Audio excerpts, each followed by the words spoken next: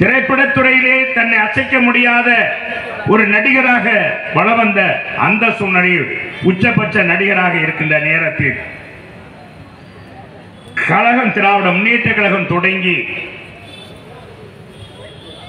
ஒரு 6-7 ஆண்டுகளுக்குள் 53 கழகத்திலே திராவிட முன்னேற்ற கழகத்திலே இணைத்துக் கொண்டு 1967 ஆட்சிக்கு திராவிட முன்னேற்ற கழகம் ஆட்சிக்கு வருவதற்கு பெரும்பாடுபட்ட ஒரு தலைவர், ஒரு புரட்சி தலைவர் எம்ஜிஆர். 5000 வாட்ஸ் பல்பு முன்னாலே நடித்து ரத்தத்தை வேர்வையாக சிந்தித்து உழைத்த பணத்தை திமுக வளர்ச்சிக்காக அதனுடைய நிர்வாகிகளுக்காக கொடுத்து திமுகவை உச்சத்திற்கு கொண்டு சென்ற தலைவன் புரட்சி தலைவர் எம்ஜிஆர். அவர் உருவாக்கிய இயக்கம் அண்ணா திமுக. யாரும் நினைத்து பார்க்க முடியாது. ஒரு துணை நடிகராக, சாதாரண ஒரு நடிகராக, கதாநாயகனாக அரசியலிலே சேர்ந்த பிறகு ஒரு அரசியல் தலைவனாக தன்னை வளர்த்துக் கொண்ட அற்புத தலைவர். பேரறிஞர் அண்ணாவில் கொண்ட அளப்பரிய பாசத்தால் பல துரோகங்களை சந்தித்தவர் புரட்சி தலைவர். பலருக்கு அள்ளி அள்ளி கொடுத்த வள்ளல் பெருமான். இன்னைக்கு எத்தனையோ நடிகர், உச்ச நடிகர்கள் இருக்கிறார்கள். அவர்களெல்லாம் இல்லாத குணம் நம் தலைவனுக்கு உண்டு. ஏழைகளை நேசித்தவர், பசியை உணர்ந்தவர், நாட்டிலே மக்கள், ஏழை மக்கள் என்ன கஷ்டப்படுகிறார்கள் என்பதை உணர்ந்தவர். விவசாயி என்ன கஷ்டப்படுகிறார், பாட்டாளி என்ன கஷ்டப்படுகிறார் என்பதை உணர்ந்த ஒரு உத்தமனுடைய உருவாக்கிய இயக்கம் தான் அண்ணா திமுக. 53 ஆண்டுகள் வியக்கின்ற அளவுக்கு வளர்ந்திருக்கிறது. இந்த இயக்கத்தை உருவாக்குவதற்கு காரணமே கருணாநிதி. புரட்சி தலைவராக திமுகவின் தலைவராக முதலமைச்சராக ஆக்கிய கருணாநிதி துரோகத்தின் உச்சத்துக்கு போய் புரட்சி தலைவரை தூக்கி எறிந்ததன் அடிப்படையில் தான் புரட்சி தலைவர் கட்சி தொடங்கல, நடிகர்கள் கட்சி தொடங்கினார்கள். புரட்சி தலைவருக்கு பிறகு எல்லோரும் தாங்கள் தான் முதலமைச்சர் என்பதற்காக கட்சி தொடங்கினார்கள். 4 படம் ஓடிட்டாலே நான் தான் அடுத்த முதல்வர் என்று பறைசாற்றுகின்ற இந்த காலத்தில் தான் நடித்த படங்கள் அத்தனையும் கதாநாயகனாக மலைக்கல்லனிலிருந்து தொடர்ந்து வெற்றி, மந்திரி குமாரியிலிருந்து வெற்றியை பெற்று மினிமம் கேரண்டி ராமச்சந்திரன் என்ற பெயரை பெற்றவர். திரைப்பட தயாரிப்பாளர்களுக்கு அள்ளி அள்ளி கொடுத்த வள்ளல் பெருமான் தான் நடித்த திரைப்படத்தின் மூலமாக துணிந்து தயாரித்தார்கள் புரட்சி தலைவரை வைத்து.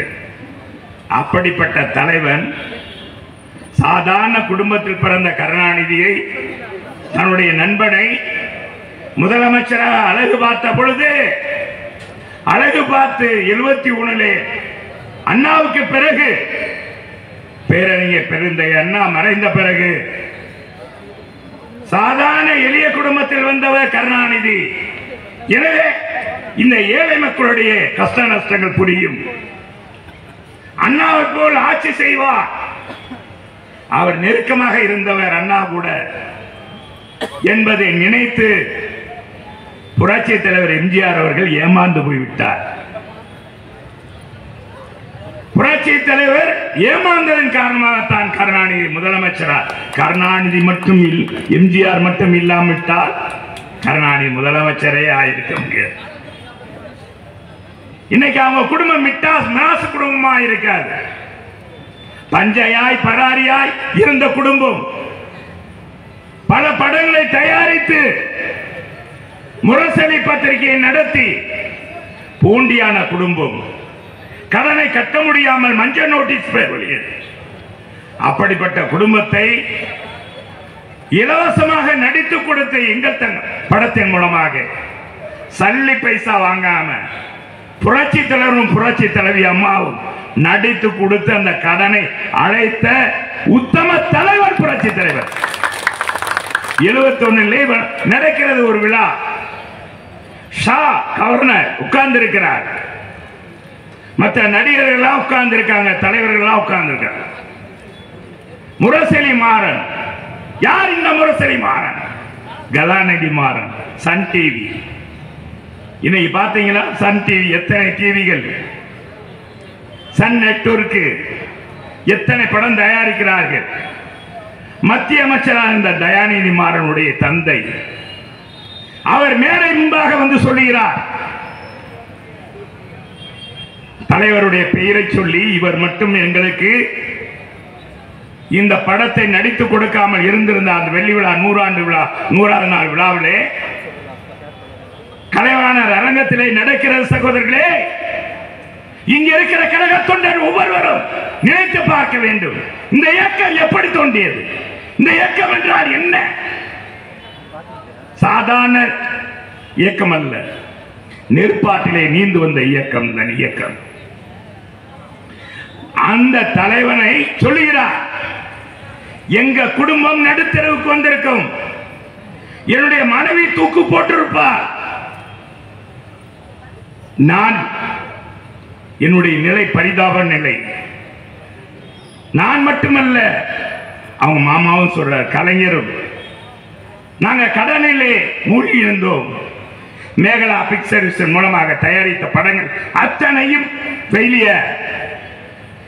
கண்ணகி என்ற ஒரு படத்தை தவிர என்று சொல்லிட்டு சொன்னதுக்கு சொல்கிறார், இந்த உயிர் உள்ளவரை எங்க குடும்பம் விசுவாசமாக எம்ஜிஆருக்கு இருக்கும் என்று சொன்னார்.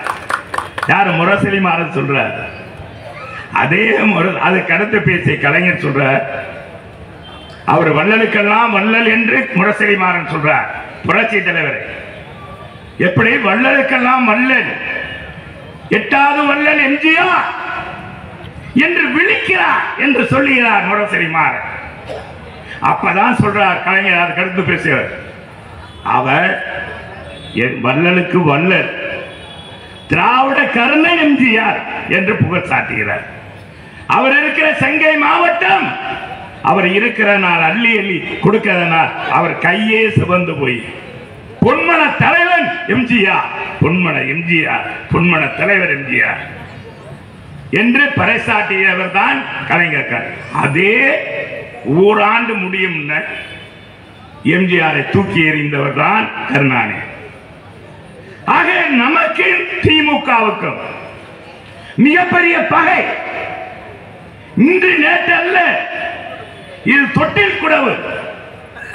தான் தன்னுடைய தந்தை நமக்கு இட்ட கட்டளை, திமுக என்ற தீய சக்தி ஒளிக்கு வரை அண்ணா திமுக ஓயாது ஒளியாது என்று சொன்னார். அவர் தூக்கி எறிந்து விட்டார் எம்ஜிஆரை. 10 நாள் போராட்டம், மக்கள் எல்லாம் திரள்கிறார்கள். தான் ஆதரித்த கட்சியை பட்டி தொட்டி எல்லாம் பறக்கின்ற அந்த கொடி அண்ணாவுடைய கட்சி என்று யாரும் சொல்ல மாட்டாங்க. கிராமத்திலே எம்ஜிஆர் கட்சி, எம்ஜிஆர் கொடி. தான் நடித்த நாடோடி மன்னனிலே துணிந்து திமுக கொடியை காமித்த ஒரு நடிகர் எம்ஜிஆரை தவிர வேற எவனா உலகத்தில் சொல்லு? எவனுமே கிடையாது. அவர் பேசாத இடங்கள் கிடையாது, போகாத மீட்டிங்கள் கிடையாது. அப்படிப்பட்ட தலைவரை தூக்கி எறிந்த கருணாநிதி எறிந்த பிறகு வரவே முடியல. மக்கள் கொந்தளித்து விட்டார்கள். கருணாநிதி என்ன நினைச்சா, எம்ஜிஆர் விசில் அடிச்சான் குஞ்சிகள், எம்ஜிஆரை ஒரு 10 நாள் 15 நாள் சொல்லுவார்கள். அதற்கு பிறகு அவர்கள் ஆட்ட ஒடுங்கிவிடும். நாம் ஆளுகிறவர்கள் 185 சீட்டுக்கு மேல் திமுக வெற்றி. யார்? எம்ஜிஆர் இருந்ததுனால். அந்த மம்மதையில் திமுக கருணாநிதி சொன்னார், தலைவரை சாதாரணமாக நினைத்து மக்கள் தங்க வீட்டு பிள்ளையாக நினைத்து எங்கு பார்த்தாலும் போராட்டங்கள் ஆர்ப்பாட்டம். தலைவர் கட்சி ஆரம்பிக்கிறார். இவர்களுடைய சொன்ன பிறகுதான் அந்த கட்சியை எதிர்த்து கட்சி ஆரம்பிக்கலாமா? அண்ணா உருவாக்கின கட்சியே. தம்பி வா படையேற்கவா என்று அழைத்தவர் அல்லவா அண்ணா என்று நினைத்த எம்ஜிஆர் அப்படிப்பட்ட தலைவர் தான் உருவாக்கின கட்சிக்கு அண்ணாவுடைய பெயர், அந்த கட்சிக்கு அண்ணாவுடைய திரு உருவத்தை பதித்து உலக வரலாற்றில் ஒரு அரசியல் தலைவன் தன்னுடைய ஏற்றுக்கொண்ட தலைவனுடைய படத்தை போட்டதாக வரலாறு இல்லை. எம்ஜிஆர் ஒருவர் தான் போட்டார். அப்படிப்பட்ட கட்சி தான் இந்த கட்சி. இதை சொன்னார்கள், விசிலடிச்சான் குஞ்சுகள் இருக்கிறார்கள். எம்ஜிஆர் படத்துக்கு கேரண்டி உண்டு. கலைஞரே சொன்னார், எம்ஜிஆர் நடித்தால் வெள்ளி விழா கூட ஓடும், 100 நாள் ஓடும். எம்ஜிஆர் கட்சி 100 நாள் ஓடாது, 30 நாள் தாங்காது என்று சொன்ன கருணாநிதியை 13 ஆண்டு காலம் வனவாசம் போக வைத்தவர் புரட்சி தலைவர். அந்த தலைவன் உருவாக்கின கட்சியில் நீங்கள் இருக்கிறீர்கள். நீங்கள் நிர்வாகிகளாக இருக்கிறீர்கள். நினைத்து பாருங்கள், பெருமைப்படுங்கள். அண்ணா தனக்கு பிறகு தன்னுடைய கட்சி தான் உயிரோடு இருக்கும் வரை வாரிசை உள்ள விடவே இல்லை. மனைவி கூட கோட்டைக்கு வர விடவில்லை. அதே மாதிரி அம்மாவும் தலைவரும் அப்படி செஞ்சார். தலைவர் வந்தார், 3 முறை ஆட்சியில் தொடர்ந்து வெற்றி பெற்றார். தொடர்ந்து வெற்றி பெற்ற வரலாறு எந்த இயக்கத்தையும் கிடையாது. அண்ணா திமுக ஒன்றுக்குத்தான் ஹாட்ரிக் நாயகன் எம்ஜிஆர். அப்படி வந்து அவர் சினிமாவில் என்னென்ன சொன்னாரோ அத்தனை திட்டங்களையும் நிறைவேற்றிய தலைவர் தான் நம் தலைவர், புரட்சி தலைவர். பாருங்க, சத்துணவு திட்டம், தன்னிறைவு திட்டம், மாணவர்களுக்கு காலனி. அப்பா, ஏழை பிள்ளைகளுக்கு செருப்புப்பா, செருப்பு கூட இல்லாத பிள்ளைகள் சுடுகாட்டில் வர்றாங்கன்னு சொல்லி இன்னைக்கு அல்லப்பா 77 அன்றைக்கு இருந்த சூழ்நிலையில் காலனி கொடுத்தார். தனியாரிடம் இருந்த அந்த நியாய விலை கடையை வாங்கி கூட்டுறவு சங்கங்கள் மூலமாக ஒரு கையெழுத்தில் 21,000 கடைகளை திறந்த ஒரு வல்லல் பெருமான் எம்ஜிஆர், சாதனை நாயகர். கிராமங்கள் தோறும் கூட்டுறவு கடைகள், நியாய விலை கடைகள் திறந்தவர் எம்ஜிஆர். அப்படி செஞ்சார். அதே மாதிரி போலூர் காகித ஆலை, குடிசை விளக்கு ஒரு விளக்கு. இன்னைக்கு மின்சாரம் பரவிருச்சு, மின்சாரம் இல்லாத வீடு இல்லை. அன்றைக்கு ஏழை குடிசையில் பூரா மின்சாரம் இருக்காது. அத்தனை வீடுகளுக்கும் இலவச மின்சாரம் கொடுத்த தலைவன்டா எம்ஜிஆர். எம்ஜிஆர் கொடுத்தார். அதுக்கடுத்து 100 யூனிட் மின்சாரத்தை இலவசமாக கொடுத்த தலைவி நான் புரட்சி தலைவி அம்மா இல்லையா? விலையில்லா மின்சாரம் விவசாயிகளுக்கு விலையில்லா மின்சாரத்தை கொடுத்தவர் புரட்சி தலைவர். ஆக இப்படி கொடுத்ததன் அடிப்படையில் 5000 மைலுக்கு அந்த பக்கம் படுத்துக்கொண்டு ஜெயித்த ஒரு தலைவன் உருவாக்கின கட்சிடா நாங்க கட்சி. நீ செய்ய முடியுமா? உன் தொகுதிக்கு வராம ஜெயிக்க முடியுமா? ஸ்டாலியே, உங்க அப்பை வராம ஜெயிச்சது உண்டா? ஒரு தொகுதியில் 3 முறை நின்றது உண்டா? ஒரு தொகுதியில தொடர்ந்து வெற்றி பெற்றது உண்டா? ஒவ்வொரு துறையும் ஒவ்வொரு முறையும் மாறிக்கொண்டே இருப்பார். அதானே உங்க வரலாறு. ஆனா தலைவர் 84 இங்க இல்ல, அமெரிக்காவிலே படுத்துக்கொண்டு உயிரோடு இருக்கிறார். இந்த மாதிரி டிவியிலே இல்ல. அன்னைக்கு படுத்துக்கொண்டு ஜெயித்த, தானும் ஜெயித்து தன்னை நம்பிய வைத்த கட்சியும் ஜெயிக்க வைத்தவர் புரட்சி தலைவர் எம்ஜிஆர். அப்படிப்பட்ட தலைவனுடைய கட்சி.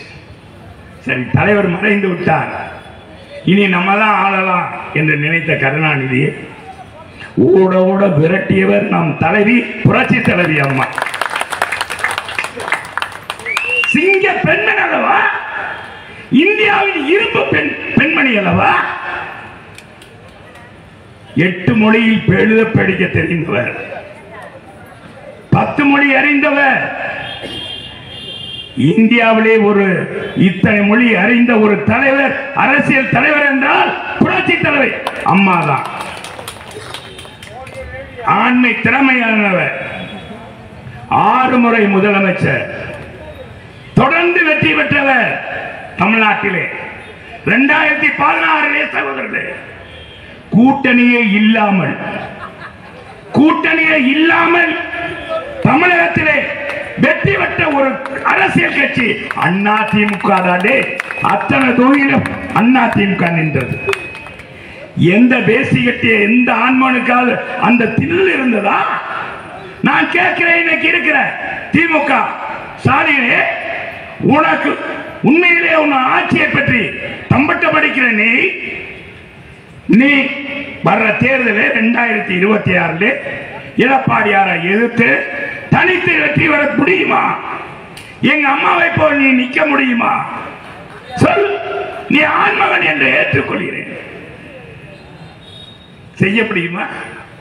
2014 யாரும் கூட கூட்டணி இல்லை சகோதரர்களே, யாருடைய கூட்டணி இல்லை. மத்திய பார்லிமெண்ட் தேர்தல் வருகிறது. வடநாட்டில் கூட மோடி அலை வீசுகிறது. 5 சீட்டுகளுக்கு கொடுங்க, 5 சீட்டு கொடுங்கன்னு பாரதிய ஜனதாவுடைய மூத்த தலைவர்லாம் கேட்கிறார். கிடையவே கிடையாது, கூட்டணி என்பதே இல்லை என்று சொல்லி தன்னித்து நின்று 37 தொகுதியில வெற்றி பெற்ற ஒரு இயக்கம், தனிப்பெரும் இயக்கம் அண்ணா திமுக. இந்திய துணைக்கண்டத்தில் 3வது பெரிய இயக்கமாக மாற்றி காட்டியவர் புரட்சி தலைவர் அம்மா. அவர் வளர்த்த கட்சி இது. தலைவர் காலத்திலே 17 லட்சம் தொண்டர்கள், அம்மா காலத்திலே 1.5 கோடி தொண்டர்கள்.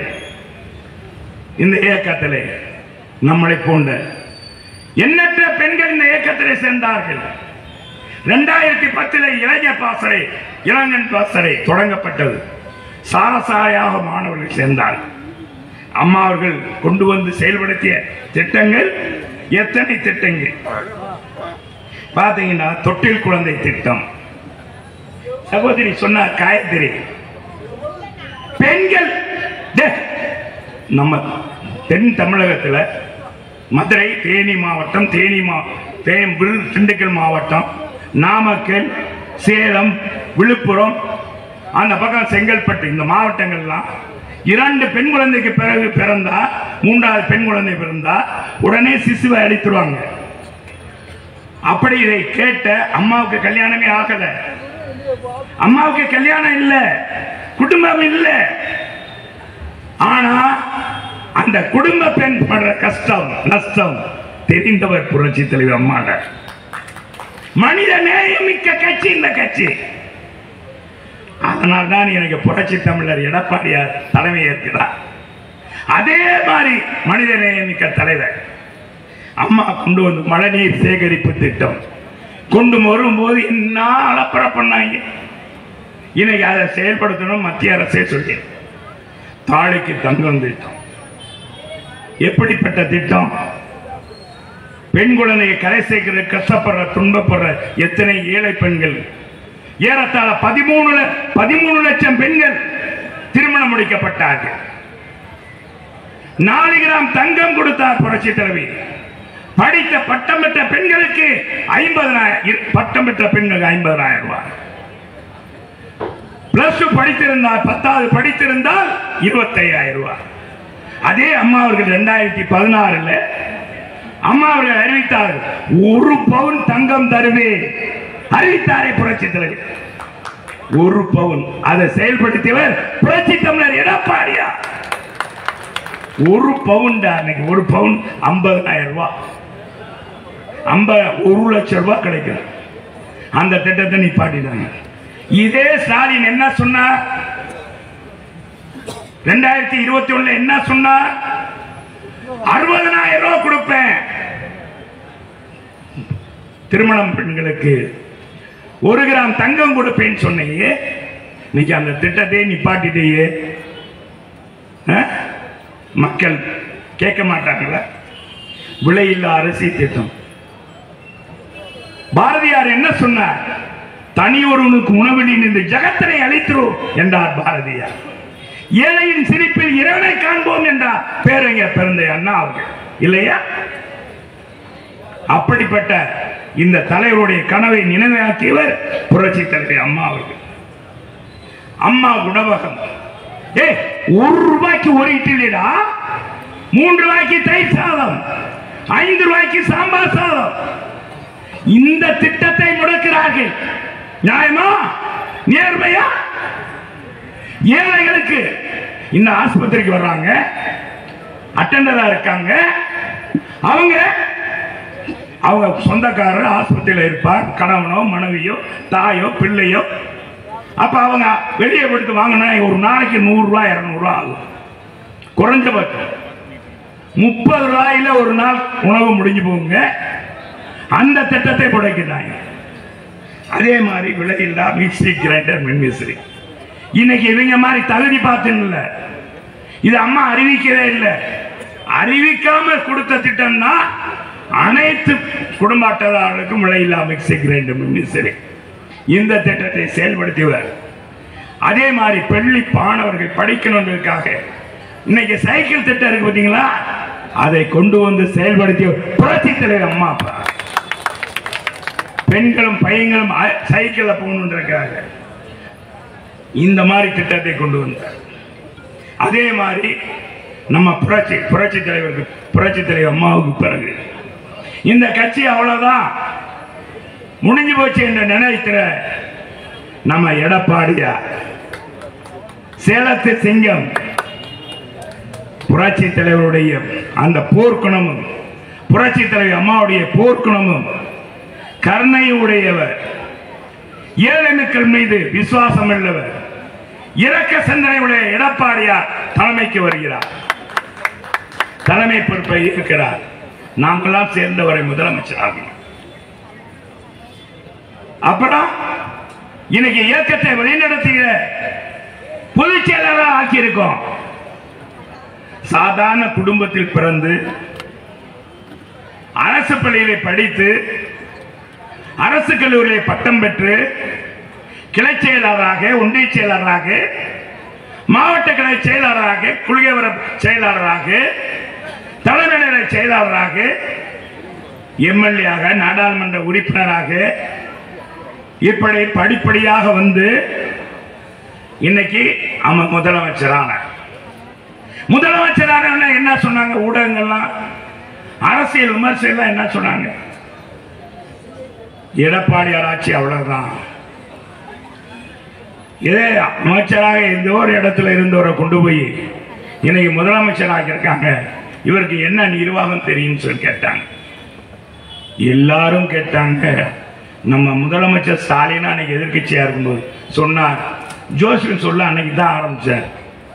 இந்த ஆட்சி எடப்பாடியார் தலைமையில் இருக்க ஆட்சி 1 மாதம் தாங்க, வர்ற தமிழ் புத்தாண்டு முதல் நாங்கள் பொங்கல் முதல் நாங்கள் ஆட்சிக்கு வந்துடுவோம்.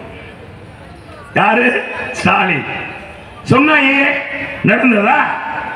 4 வருடம் 3 மாதம்.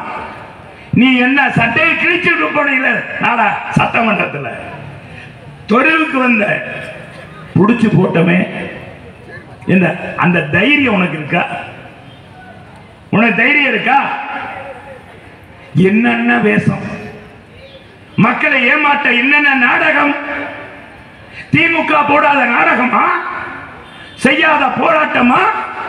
1-2 அல்ல சகோதரர்களே, 24,000 போராட்டம் எடப்பாடியார் எதிர்த்து அத்தனை சந்தித்தவர் நம் எடப்பாடியார்.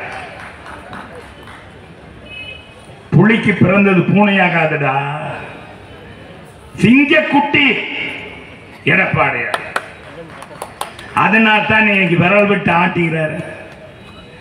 சட்டமன்றத்தில் எதிர்கட்சி தலைவர் பேசுகின்ற பொழுது உன்னால் பதில் சொல்ல முடிஞ்சதா? சொல்ல முடியுமா? கை நடுங்குமே. உன்னால் பதில் சொல்ல முடிஞ்சதா? நான் இதே முதலமைச்சர் கேட்கிறேன், நீ என்ன பேசினாய்?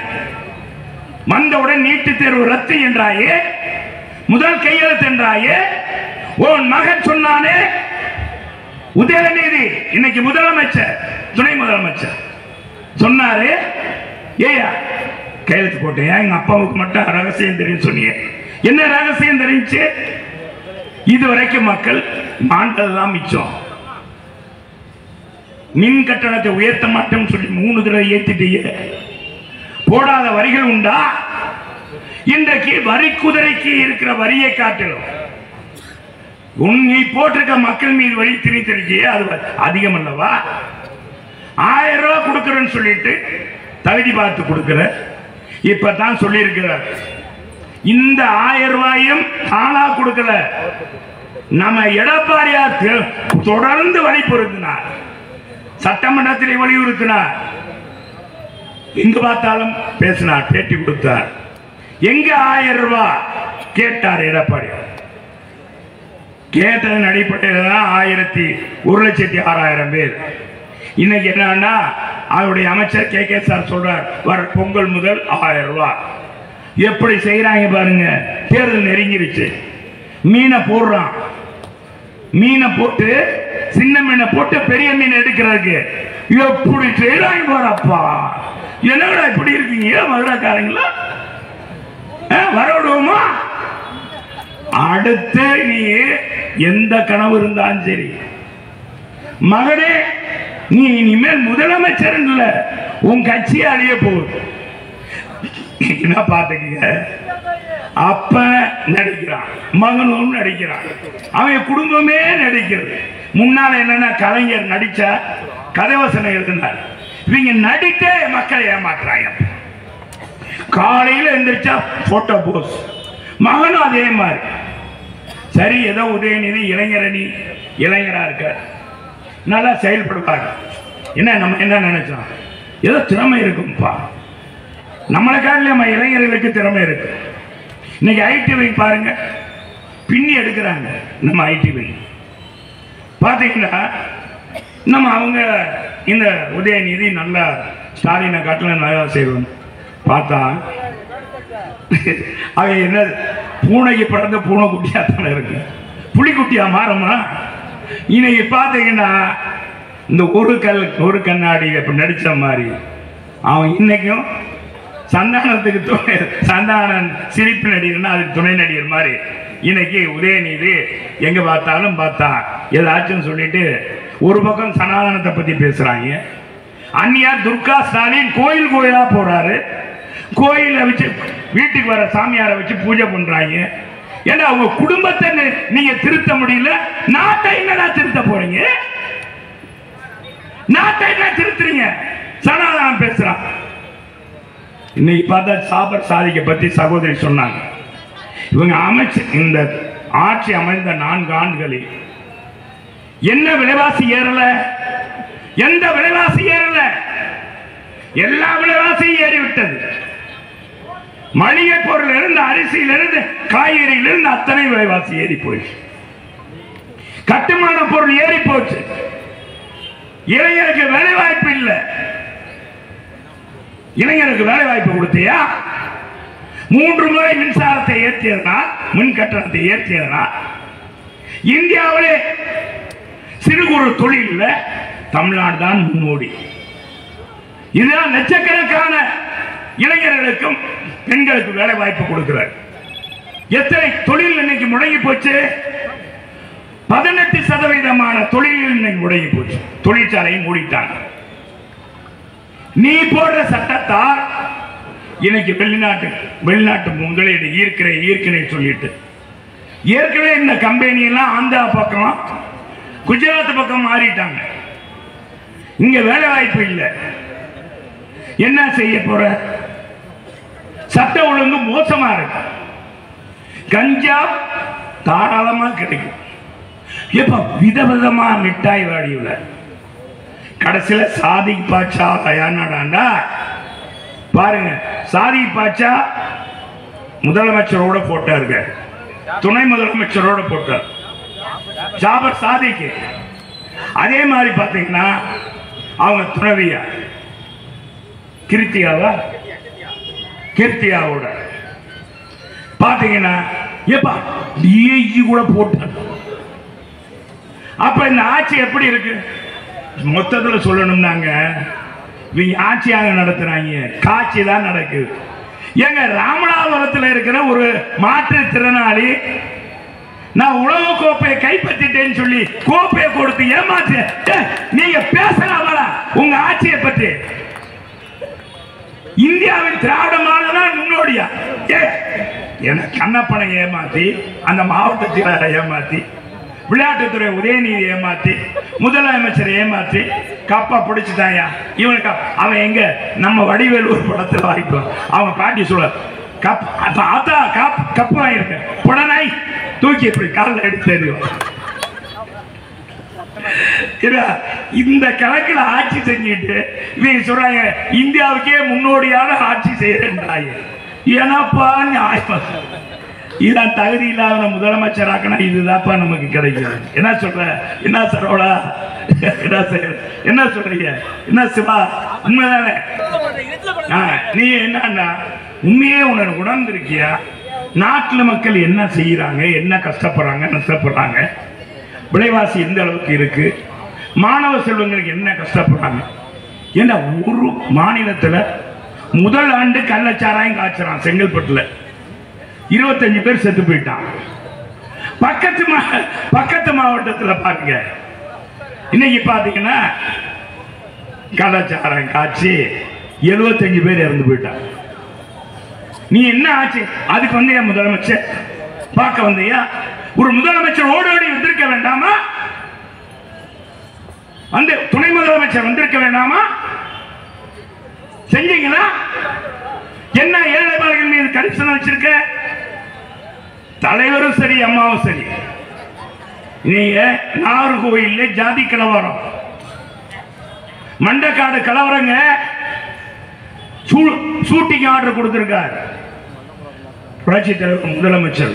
ஓடோடி சென்றார், அந்த கலவரத்தை நிப்பாட்டினார், கூப்பிட்டு பேசினார். கிறிஸ்தவர்களையும் இந்துக்களையும் கூப்பிட்டு பேசி அதை சமாதானப்படுத்தி என் தலைவன் அவன்டா வீரம் மிக்கவன். அதே மாதிரி பாத்தீங்கன்னா போடி கலவரம், ஜாதி கலவரம், போடி மீனாட்சிபுரத்தில் தேவாரத்தில் கலவரம், ஜாதி கலவரம். அம்மா வந்தா எங்களை எல்லாம் கூட்டிட்டு போனா, நாங்கெல்லாம் போனோம். பாத்தீங்கன்னா மக்கள் நடைதிறன்னு வெள்ளம் போல வந்தாங்க, அவங்களோட குறைகளை கேட்டாங்க. இனிமேல் அப்படி வேண்டாம், நம்ம எல்லாம் சகோதரர்கள் சொன்னாரே தலைவர். டே அவர் சிங்க பெண்மணியில அவர் கால் தூசிக்கு போடுறீங்களா? நீங்களா நீ வந்தையா? எங்கேயாச்சும் ஒரு போராட்டம் ஆர்ப்பாட்டம்னா வர்றதில்லை. நல்லா போஸ்ட் கொடுக்கணும், நல்லா அனுபவிக்கணும். மகனே அப்ப வெளிநாடு போய் அப்ப ஷூட்டிங் பார்த்தீங்கன்னா சைக்கிள் ஓட்டி சம்பாதிக்கிறாரப்பா. நம்ம இங்க சைக்கிள் ஓட்டி என்னால உப்பு விற்போம், மிட்டாய் விற்போம், பொடி உருண்டை விற்பாங்க நம்ம இல்லையா? சைக்கிள் ஓட்டிட்டு இவரு போய் வெளிநாட்டில் முதலீடு இருக்கிறார். அந்த சைக்கிள் அப்படியே விதவிதமா போஸ் ஜிம்ல. இதுக்காக உன்னை முதலமைச்சர் ஆக்கணும். எங்க எடப்பாடியா இருந்தாரையா போனாரு முதலமைச்சரா? 8000 கோடிக்கு மேல் ஈர்த்து வந்தாரே. நீ என்ன ஈர்த்த? எங்க சொல்லு? ஜெர்மன் போனார். ஜெர்மன்ல ஒரு வாரமா 15 நாளா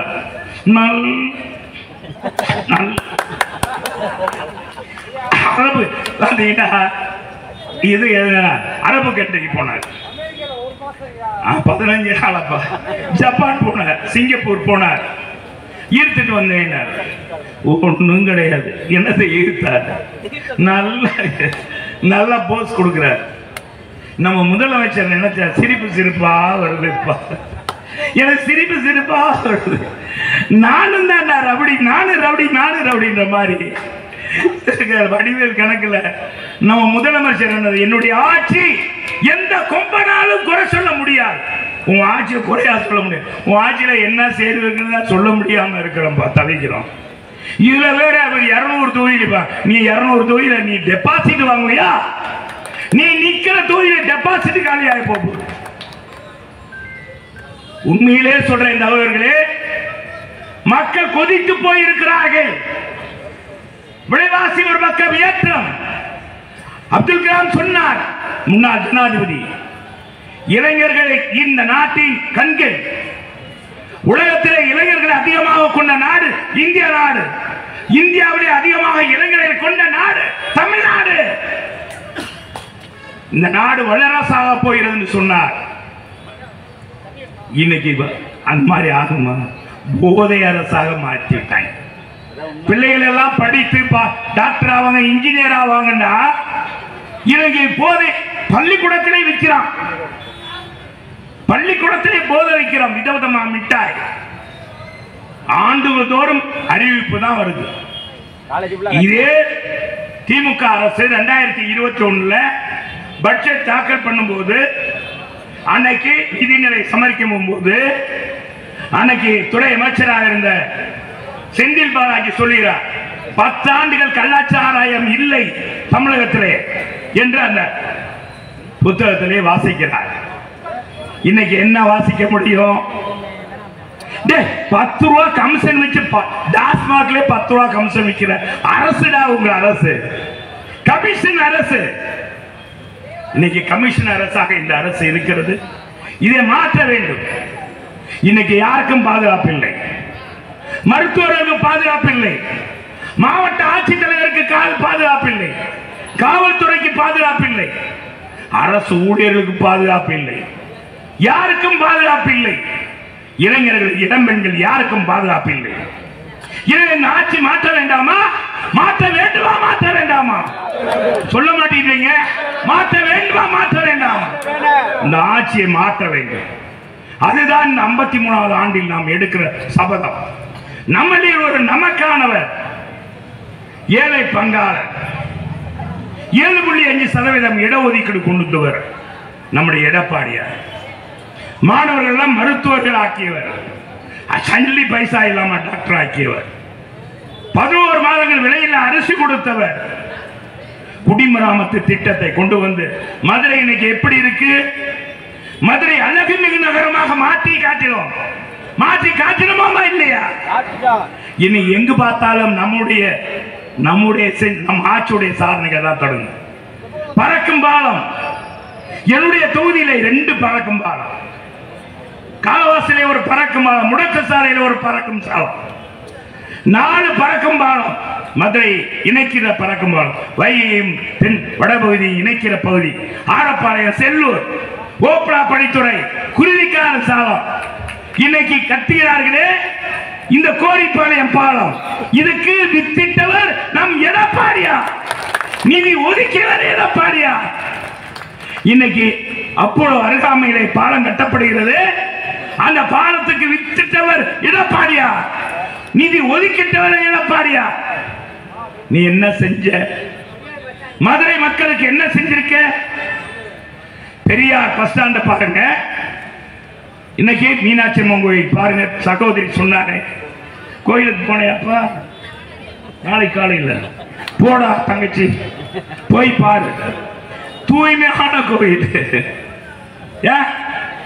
ரயில்வே ஸ்டேஷன்ல இருந்து புறப்பட்டீங்கன்னா நம்ம மகால் வரைக்கும் தேர்ட் பிளாக் சாலை, அலங்கார விளக்கு, 10 தூண் மண்டபம், பெருந்தலைவர் காமராஜருக்கு நினைவு மண்டபம் மாதிரி ஒரு அற்புதமான பாத்தீங்கன்னா நம்ம விளக்கு தூண்ட 50 லட்சம் ரூபாயில புதுப்பித்தோம் இல்லையா?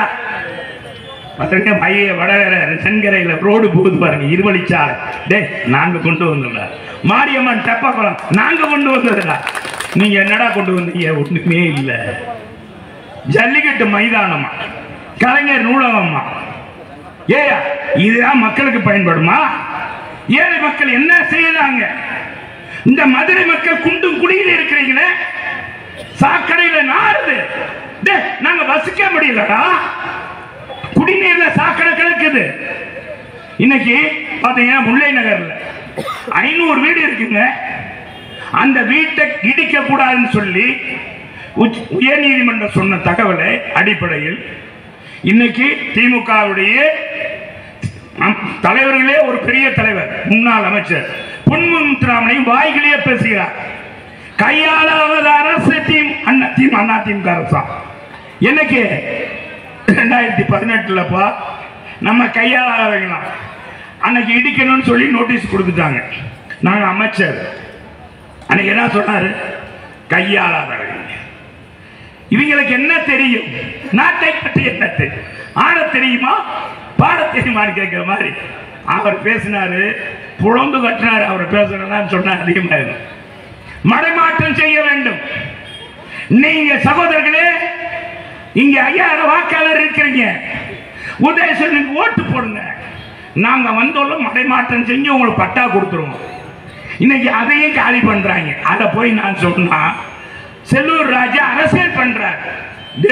நாங்க அரசியலும் பண்ணல, அவியலும் பண்ணல. உங்களை மாதிரி நாங்க மக்கள் நேயமிக்கவர்கள். என் தலைவர், என் அம்மா, ஏழை மக்கள் தான் காப்பாற்றுவோம்.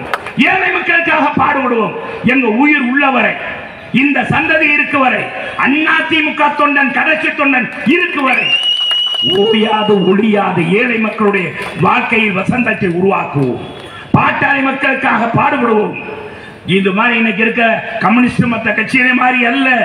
கூட்டணிக்காக கொள்கையை விட்டுக் கொடுக்கிற கட்சி அல்ல. அதிமுக என்றைக்கும் தோழமையோடு இருக்கும், தோள் கொடுக்கும்.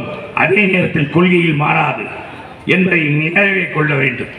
எங்க அம்மா எப்படி எடப்பாடி 2 ஆளுங்கட்சி, தமிழகத்தில் ஒரு ஆளுங்கட்சி திமுக, மத்தியில் ஆளுகிற மோடினாலே பயப்படான். 2 பேருமே வேண்டாண்டா, தனித்து நிக்கிறோம்டா அப்படின்னு அந்த தில்லு வேணும்ல. உனக்கு தில்லு இருக்கா? கருப்பு கூட பிடிச்சி எதிர்கட்சியா இருக்கும்போது இப்ப வெள்ளை கூட பிடிக்கிறிய என்ன? உனக்கு என்ன வீரம் பேசுற? உன் ஆட்சியை பற்றி பேசலாமா? உன் தங்கச்சி எங்கேன்னே காணல. கனிமொழிக்கார இளவதவிகள் கூடி போயிட்டான்னு சொன்னாங்க. இன்னைக்கு இளவதவி தான் சங்கோதரி கனிமொழி அக்கா, கனிமொழி தங்கச்சி எங்க இருந்தாலும் பார்த்து தமிழ்நாட்டில் தான் பார்த்து இருக்கு. மது ஆலையெல்லாம் மூடுவோம்னு சொன்னீங்க, எங்க இருக்கு? ஆனா உண்மையிலேயே மது ஆலையெல்லாம் அம்மா இன்னைக்கு அம்மாவுடைய ஆட்சியை மீண்டும் நிலைநிறுத்த, புரட்சித்தலைவருடைய ஆட்சியை நிலைநிறுத்த எடப்பாடியார் வருவார். 2026 முதலமைச்சராக அவர்தான் வருவார். அதற்காக உழைப்போம், உயிர் உள்ளவரை உழைப்போம். மதுரையில் இருக்க 4 தொகுதியிலும் அதிமுக மாபெரும் வெற்றி பெற்றது என்ற வரலாற்றை படைப்போம் என்று சொல்லி இந்த 53ஆம் ஆண்டு விழாவிலே கலந்து கொண்ட உங்கள் அனைவருக்கும் கோடான கோடி நன்றி. செய்திகளை உடனுக்குடன் தெரிந்து கொள்ள நமது அம்மா இணையதள தொலைக்காட்சியை சப்ஸ்கிரைப் செய்து அருகில் உள்ள பெல் ஐகான்